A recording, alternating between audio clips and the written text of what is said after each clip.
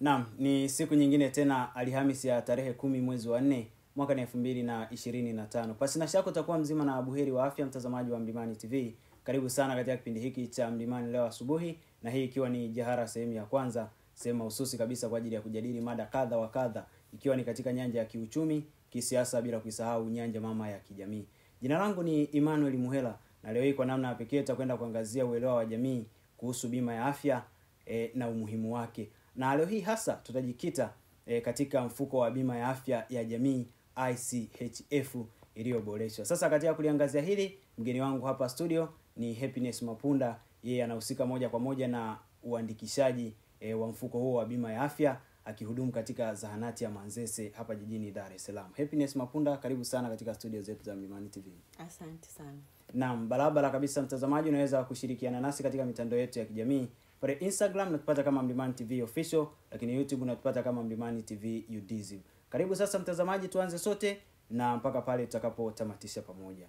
Happiness Mapunda, tuanze kwa kuangazia hapa mfuko wa bima ya afya ya jamii ICHF iliyoboreshwa. Ni aina gani ya bima hii? ICHF ni bima ya serikali ya Tanzania ambayo serikali yetu imeamua kutoa hii bima kwa sekta maalum, ile ambayo watu sio rasmi, yani kwa maana sio waajiliwa serikalini. Ndio. Serikali imeona bora itoe hii bima kwa ajili ya kuangazia na kuwasaidia watu ambao sio rasmi, yani sio waajiliwa. Maana yake ni watu wa kipato cha chini. Watu wa kipato cha chini, na pia wale ambao sio rasmi kwa kuajiliwa, yani sio waajiliwa wa serikalini. Ndio. Na ni huduma gani sasa zinazotolewa katika mfuko huu wa bima ya afya? Bima ya afya ya jamii iliyoboreshwa, huduma ambazo zinazotolewa, unapata huduma zote za matibabu kuanzia zahanati, ndio, Tanzania nzima mpaka ngazi ya mkoa. Ndio. Na ni nani anayestahili kujiunga na bima hii na kwa jinsi gani? Mtu anayestahili kujiunga na hii bima ya ICHF iliyoboreshwa, ndio, hii bima ni ya mtu yoyote yule. Ndio. Ila isipokuwa serikali imetoa hii fursa kwa wale ambao sio rasmi, kwa sababu mwingine anakuwa kama waajiliwa wanakuwa wana bima ya NHIF. Lakini ambao sio rasmi, wengi wao wanakuwa hawana bima yoyote, kwani wanakuwa bado hawajawa na muamko, hawajui maana ya bima. Kwa hiyo mtu akiwa rasmi anakuwa lazima kuna vigezo ambavyo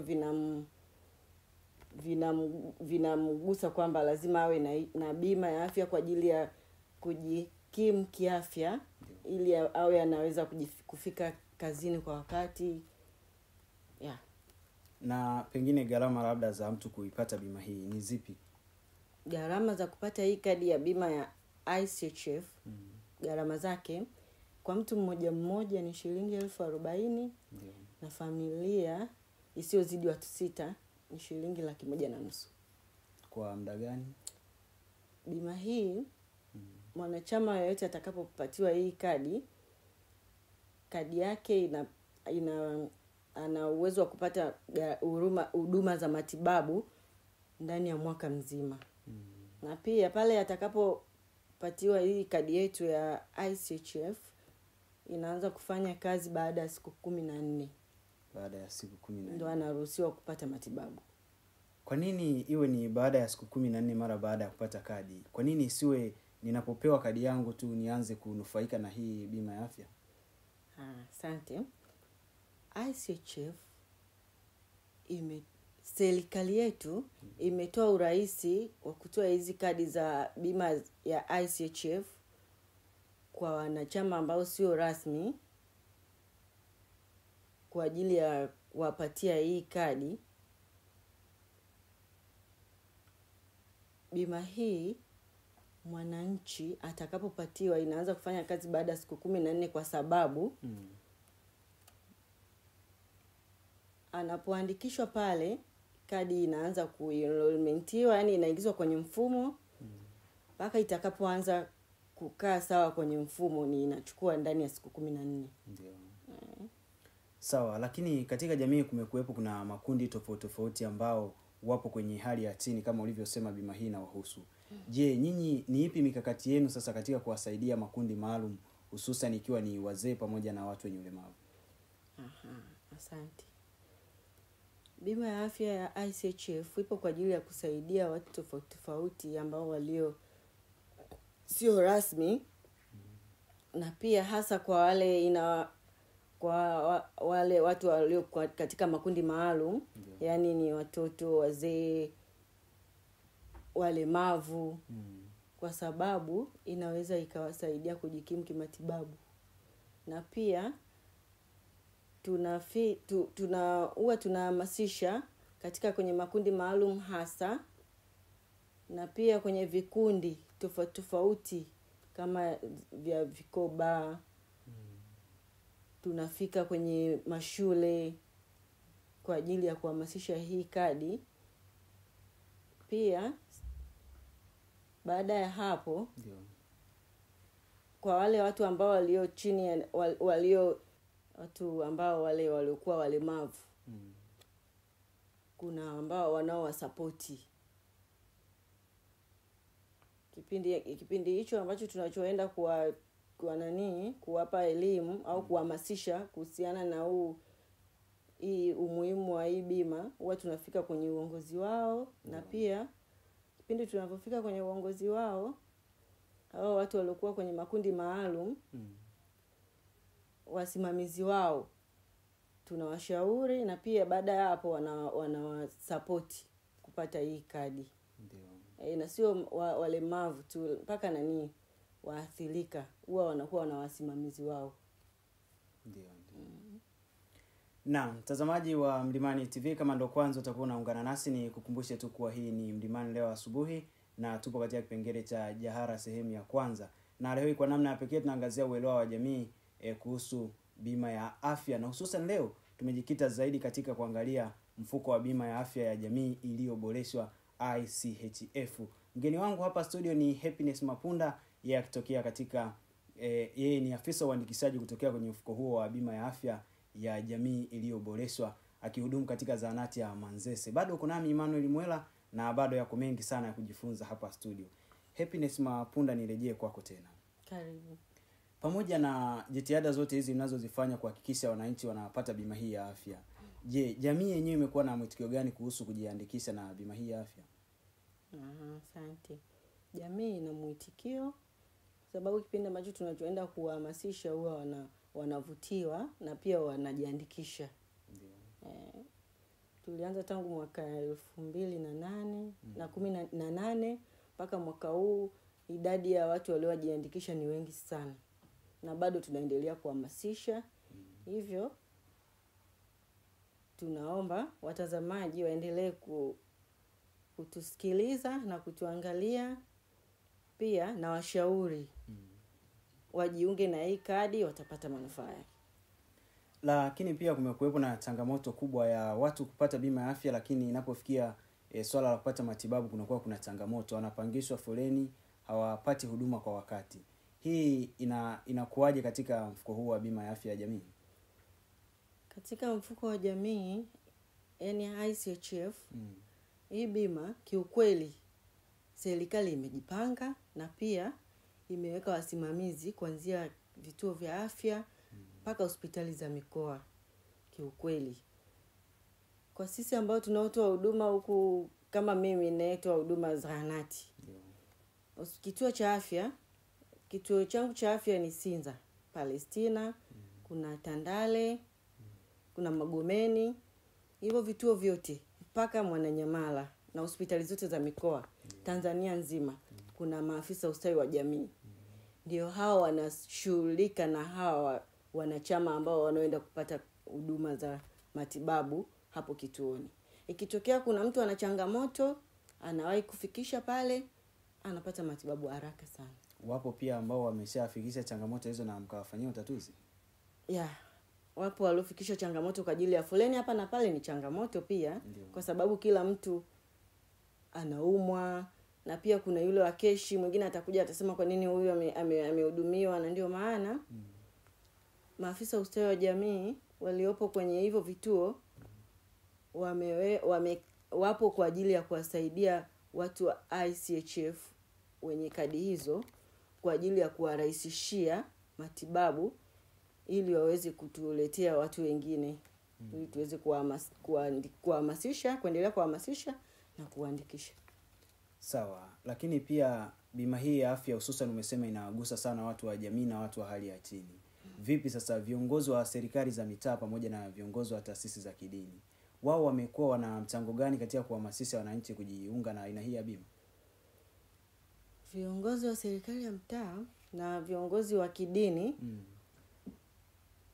wana michango mikubwa sana kwetu, kwa sababu sisi kipindi tunachoenda kuhamasisha hasa mitaani, tunapoenda mtaani, kabla hatujafika mtaani kwa wananchi, lazima tufike ofisi ya serikali ya mtaa, lazima tufike kwa mjumbe. Mjumbe tutaenda naye serikali ya mtaa. Tukishafika ofisi ya serikali ya mtaa, atatupeleka mpaka kata, tutapeleka taarifa mpaka kata, alafu tutapewa support na mwenyekiti, afisa mtendaji na afisa mtendaji wa kata. Wanaweza wakaitisha kikao, tunahamasisha, na pia na wao kwenye ofisi zao, kila ofisi ya serikali ya mtaa na kata wana mabango, tumebandika mabango, na pia wao wakati wanavyoendelea kuhudumia wananchi wao, swala la kwanza kabisa wanaofikishia mwananchi ni kwa ajili ya wanamuelimisha juu ya ICHF, umuhimu wake, na pia wanamshauri akate hiyo bima ili imrahisishie, kwa sababu wao huwa mara nyingi sana wanawafahamu wananchi wao, sababu wapo nao mazingira hayo, wanawafahamu namna wanavyoishi. Lakini pia mkononi umeshika kipeperushi. Sijajua ni cha nini.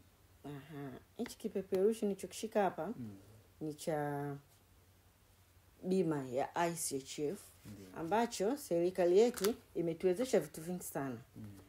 Imetupatia vipeperushi, imetupatia mabango, vipaza sauti, t-shirt na kila kitu ambacho kinaweza kutuwezesha sisi kuhamasisha na kuendelea kuandikisha zaidi na kuongeza namba za wananchi ili kujiunga na ICHF. Sawa, kwa maoni yako binafsi sasa, wewe kama mtaalamu wa masuala haya ya bima, kuna sera ya kutaka kila Mtanzania lazima awe na bima ya afya. Wewe hili unaliona linawezekana kwa sasa? Hili linawezekana kwa maombi yangu au maoni yangu. Naomba serikali yetu itusaidie sisi wahamasishaji wa bima ya ICHF, ituwezeshe kutuwekea nguvu zaidi kwenye hii bima ya ICHF na kutolea tamko la kila mwananchi lazima awe na hii kadi, na kuendelea kutuongezea huduma za matibabu zaidi, ikiwezekana tufike mpaka hospitali ya taifa ya Muhimbili, kwa sababu bima hii ya ICHF matibabu yake unapata kuanzia zahanati, hospitali ya kituo cha afya, hospitali ya wilaya, mpaka ngazi ya mkoa. Kwa hiyo bado tunaomba, ili kutuvutia wananchi na kutuwekea kanuni za wananchi, kila mwananchi awe na bima ya afya, wazidi kutuboreshea zaidi kimatibabu, watutanulie wigo wa matibabu mpaka ngazi ya taifa. Ili mwananchi aweze kukata hii kadi na kuendelea kupata matibabu. Na mwananchi mwenye aina hii ya bima anaweza akahudumiwa katika zahanati na vituo vya afya vya serikali pekee au serikali pamoja na binafsi? Hapana.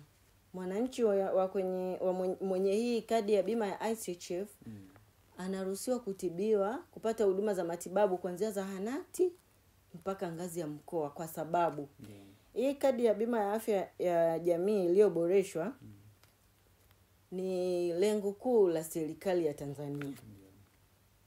Na pia imeweka matibabu kwa upande wa serikali yetu, kwa upande wa hospitali za serikali, kwa sababu yenyewe serikali yenyewe imeweka mchango, imechangia, ina mchango katika kila mwanachama kwenye mwenye hii kadi, kwa sababu wengi wao wanasema mbona kadi hii shilingi 40,000 mwaka mzima, kweli matibabu itakuwaje? Au familia inakuwaje ya watu 6 mtu anaweza akapata matibabu mwaka mzima, wakati mtu akifika hospitali matibabu inazidi 40,000 au 1,500,000. Hili ni lengo la serikali, na wenyewe serikali yenyewe imeona bora inyanyue wale ambao sio rasmi kwa kuwasaidia kupata huduma za matibabu. Imewawekea kiasi kingine cha pesa kule. Imewachangia pasipo wao kujifahamu. Na ndio maana sisi inatupa nguvu ya kwenda tunawahamasisha, ambao wanauelewa zaidi kwa haraka wanakata na wananufaika. Wapo wanufaika ambao wanatuletea majibu. Kwa hiyo hapa taasisi binafsi hazihusiki kabisa. Yaani hapa taasisi binafsi hapana, labda kwa kutokana na uelewa zaidi wa wananchi wetu ambao wanasikiliza, labda kuna hospitali za private au hospitali za matibabu nini, wanaweza wakatusaidia kututanulia wigo kwenye hospitali za private. Lakini mimi kwa upande wangu, hospitali za serikali ni hospitali muhimu sana. Hospitali za private zinakuja tu, yani mtu mwenyewe anaamua kuzaini huduma ya matibabu, lakini hospitali ya serikali za serikalini ni hospitali ambazo zipo kwenye system ambayo mtu akihudumiwa huduma yake anapata huduma ya uhakika. Na ndio maana serikali yetu imetoa mchango kwenye hii kadi kupitia upande huu wa serikalini. Ila ombi langu hasa, ombi langu kwa serikali, mimi nachokiomba waendelee, wazidi kutuboreshea upande wa huduma hizi za kadi za ICHF. Huduma ziwe maradufu, ili mwanachama atakapopata hii kadi yake ya bima ya ICHF apate huduma za uhakika zaidi. Kama ni rufaa, huduma ya rufaa, kwa sababu matibabu unatakiwa uanze zahanati. Upande wa zahanati hakuna shida kabisa. Upande wa kituo cha afya hakuna shida. Hata pia vile kadhalika hospitali za wilaya na rufaa. Hakuna shida kabisa. Shida mtu unaweza ukakutana naye au unaenda kuhamasisha maswali ambayo mengi tunayokutana nayo. Ni mtu anaweza akauliza, sasa hii huduma ya bima ya ICHF napata, kwa nini napata mwisho hospitali ya mkoa? Unarudi tena kumuelewesha, unamwambia labda nitarudi kumuelewesha, kumwambia labda hospitali za zahanati unaweza ukapata huduma hii na hii na hii, unaweza ukapata huduma ya kujiandikisha, kumuona daktari, huduma ya vipimo vya maabara na huduma nyinginezo. Kituo cha afya utapata ultrasound, x-ray, huduma ya kulazwa, kujifungua na huduma nyinginezo ambazo zinazotolewa mpaka level hiyo ya kituo cha afya. Baada ya hapo ikitokea kuna shida yoyote ya inahitajika hospitali ya mkoa ikusaidie, wanakupa rufaa. Utaenda hospitali ya rufaa ile ya mkoa, utapata huduma. Sasa baada hapo mtu anaoji, ukishafika pale, je, ukipata shida ambayo inahitaji kwenda hospitali ya Muhimbili inakuwaje? Ndio hayo maswali mengi watu tunakutana nayo. Lakini pia huduma nyingi huwa zina cover hospitali ya mkoa. Ndio. Na ukiwa unazungumzia hapo kuhusiana na swala zima la huduma, pengine kuna magonjwa ambayo yamepewa kipaumbele katika aina hii ya mfuko wa bima ya afya ya jamii? Asante. Serikali yetu imetoa hii kadi ya ICHF, haijatoa limitation ya magonjwa kwa kweli, wala ya matibabu. Labda waseme unaweza kwa mwezi utibiwe mara moja au mara mbili, hapana. Matibabu yake unapata huduma zote za mgonjwa yoyote. Isipokuwa unatibiwa kwa njia ya rufaa. Kuanzia zahanati kuna huduma zake na magonjwa yake na vipimo vyake. Wakiona hiki kipimo kinahitaji hospitali ya rufaa au ya kituo cha afya, wanakupa rufaa, unaenda kituo cha afya. Pale kituo cha afya wanakupa huduma, wakishaona hii shida ipo kwenye hospitali ya rufaa ya mkoa, wanakupa rufaa, unaenda mkoa. Kule ndio inamaliza. Mara nyingi huwa inamaliza kila kitu. Sawa, Happiness, tukiwa tunamalizia sasa, maana pia muda wetu sio rafiki sana. Ni upi sasa wito wako kwa jamii kuhusiana na masuala mazima ya bima ya afya kwa ujumla? Wito wangu, kwanza kabisa, ombi langu au wito wangu, mimi ninachoomba serikali yetu